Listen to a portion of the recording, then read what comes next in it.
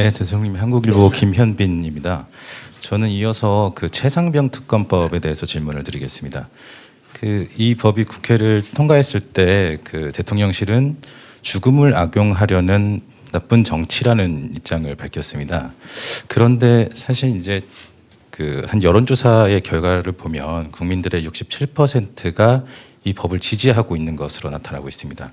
대통령님, 이 특검법을 거부하실 것인지, 거부하신다면 이런 여론에도 불구하고 거부해야 되는 이유가 무엇인지 설명 부탁드리고요. 그다음에 이 사건 같은 경우에는 대통령실 외압 의혹과 대통령님께서 국방부 수사 결과에 대해서 질책을 했다라는 의혹도 좀 있습니다. 이에 대해서도 입장 부탁드리겠습니다. 답변이 좀 길 수밖에 없게 질문을 하시네요. 정말 장래가 구발리 같은 젊은 해병이 대민 지원 작전 중에 이렇게 순직한 것은 국군 통수권자로서도 안타깝고 참 가슴 아픈 일입니다. 그래서 이러한 사건의 재발을 방지하고 또 희생자의 명예회복과 책임 소재를 가리기 위해서 진상 규명이 엄정하게 이루어져야 됩니다. 저는 늘 군이나 경찰이나 소방관들에게도 어떠한 공무 수행 중에도 먼저 자신들의 안전을 제일 소중하게 생각하라고 합니다.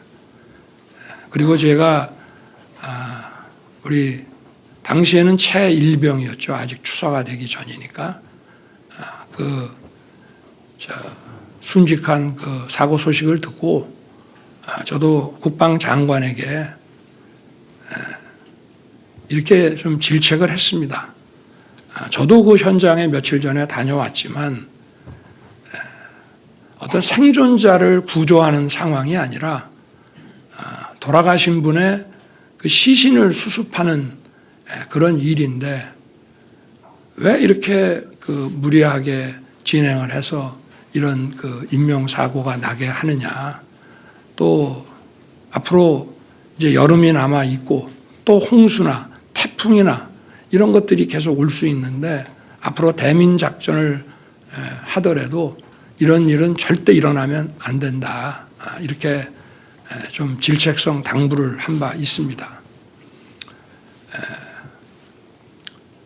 지금 경찰과 공수처에서 수사를 진행하고 있고 또 그것이 나중에 검찰로 송치돼서 또 2차 보완 수사를 거쳐서 또 아마 기소될 사람들은 재판으로 넘어갈 것입니다. 저는 이 수사를 지금 담당하고 있는 수사 관계자들이나 또 향후에 여기에 대한 재판을 담당할 관계자들도 모두 저나 우리 국민과 똑같이 그리고 최상병의 가족들과 똑같은 그런 안타까운 마음으로 열심히 진상규명을 할 것이라고 저는 믿고 있습니다. 어떻게 이 사건을 대충 할 수가 있겠으며 그리고 수사를 하면 다 드러날 수밖에 없는 일들입니다. 이게 군에서 하는 것도 아니고 결국 민간 사법기관에게 넘어가서 이런 진상규명을 하는 것인데 이것을 어떤 진실을 왜곡해서 책임 있는 사람을 봐주고 또 책임이 없는 사람 또는 책임이 약한 사람한테 모든 것을 뒤집어 씌우고 이런 것 자체가 저는 가능하지 않다고 생각합니다. 그래서 어쨌든 지금 이렇게 진행되는 것을 잘 지켜보고 아마 모든 절차가 마무리되면 또 국민 여러분께 수사 당국에서 아마 상세하게 수사 경과와 또 결과를 잘 설명을 할 것인데 그걸 보고 만약에 국민들께서 이거는 봐주기 의혹이 있다, 납득이 안 된다라고 하시면은 그때는 제가 특검하자고 먼저 주장을 하겠습니다. 그러나 일단은 특검의 취지를 우리가 보더라도 진행 중인 이런 수사와 사법 절차를 일단 좀 지켜보고 또 수사 관계자들의 그런 어떤 마음가짐과 자세를 우리가 일단은 좀 믿고 더 지켜보는 것이 저는 옳다고 생각합니다. 또 뭐 궁금하신 거 있으십니까? 다음 질문 받겠습니다. 네. 네. 네, KBS의 장덕수 기자님.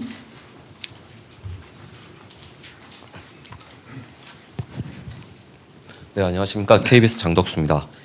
대통령께서는 총선 이후 협치와 소통을 강조해 오셨는데요. 더불어민주당 이재명 대표와 첫 단독 회담도 가지셨습니다. 하지만 최상병 특검법, 방금 말씀하신 최상병 특검법 등 주요 현안들을 두고 대치 정국이 여전히 이어지고 있습니다. 대통령께서 협치 강화를 위해 어떤 실질적인 방안을 생각하고 계신 게 있는지 궁금하고요. 아울러 조국혁신당 조국 대표, 또 개혁신당 이준석 대표와도 만날 의향이 있으신지 궁금합니다. 제가 뭐 소통을 강화하겠다고 하고 특히 또 언론과의 소통, 정치권과의 소통을 더 열겠다고 말씀을 드렸습니다. 어떤 정치인도 선을 긋거나 하지 않고 늘 열어놓겠습니다. 그리고 이 협치라고 하는 것이 한술밥에 배부를 수 있는 것이 아니고 또 우리 정치가 오랫동안 지나치다 싶을 정도로 어떤 과잉 어떤 갈등 이런 것들을 만들어 가면서 우리 정치가 진행돼 왔습니다. 그래서 협치를 한다고 뭐 제가 민주당 대표 이재명 대표를 만났다 그래서 하루아침에 분위기가 확 바뀌고 협치가 되지는 않는다고 저는 생각합니다. 어떤 끈기, 인내, 또 서로에 대한 어떤 진정성, 신뢰, 뭐 대화, 뭐 성의 이런 것들을 먹고 사는 것이 협치가 아닌가 생각하고 서로가 이런 국민을 위한 이런 협치를 위해서 하여튼 노력하는 자세 또 절대 이 협치를 포기하지 않겠다는 자세 이런 것들이 저는 중요하다고 생각합니다.